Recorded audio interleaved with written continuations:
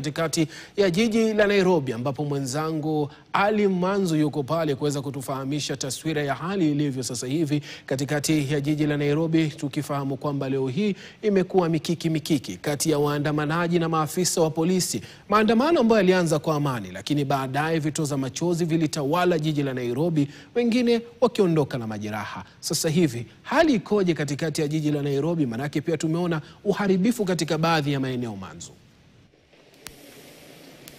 Asante sana Suleiman Nyeri, bila shaka na kujia moja kwa moja kutoka katikati mwa jiji la Nairobi, tukiwa kwenye barabara ya kutoka sehemu ya Valley Road kuingia mjini kupitia barabara ya Kenyatta ambayo inakupeleka mpaka katikati mwa jiji la Nairobi. Na kusema ukweli, hali kidogo hivi sasa ni shwari. Watu waliendelea kutoka baada ya kuzungumza pale mwendo wa saa 11. Wafanyikazi ambao walikuwa maafisini bila shaka wametoka, na wengine walikuwa wanaelekea majumbani mwao kupitia stendi ambazo ziko maeneo ya barabara za Moi pale, na vile vile barabara ya Tomboya, na wengine shuka kule downtown kama kawaida. Isipokuwa wakati tulikuwa tumemaliza kufanya mahojiano hapo awali tu, ni kwamba bado tulikuwa tunasikia milio ya yale mabomu ya risasi zile ambazo zinalia. Wametumia sana risasi za plastiki na pia mabomu ya kutoa machozi, alivitoa machozi yalikuwa bado yanalia mpaka saa dakika kama 20 zilizopita hivi. Kuna moja tulisikia nyuma yangu, kama unavyosikia hapa, ni baadhi ya watu wanajaribu kutoa barabara uchafu ambao ulikuwepo, na vile vile kulikuwa na sehemu ambayo miti imekatwa na kuziba baadhi ya barabara.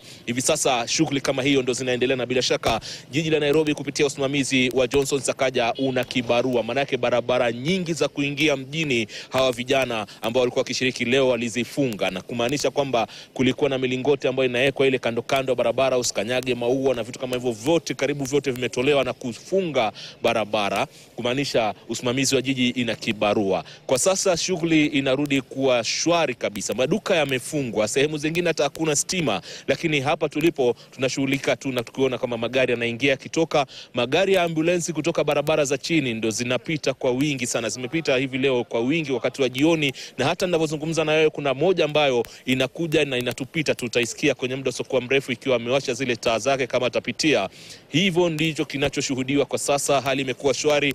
Maafisa usalama wako ange pia, tumeona baadhi yao wakiendelea kuzunguka kwenye magari yao yale ambao ni ambao kidogo namba uwezi kujua kama ni maafisa wa polisi, na kuhakikisha kwamba usalama unaimarishwa. Lakini hali imerudi kuwa shwari. Hatujui baada hapa itaendeleaje. Kiza kimetanda katika baadhi ya barabara, sehemu za njia za kupita zile, lakini hakuna lolote la kutia wasiwasi kwa sasa. Hivyo basi hali ni kama hiyo, mabasi yanapita njia tofauti. Manake barabara kama hii hapa nyuma yangu kidogo imefungwa, na baadhi ya barabara zingine pia wameweka mawe na kuweka vizuizi watu wasipite, lakini kumetulia, kuko shwari kwa sasa. Suleiman.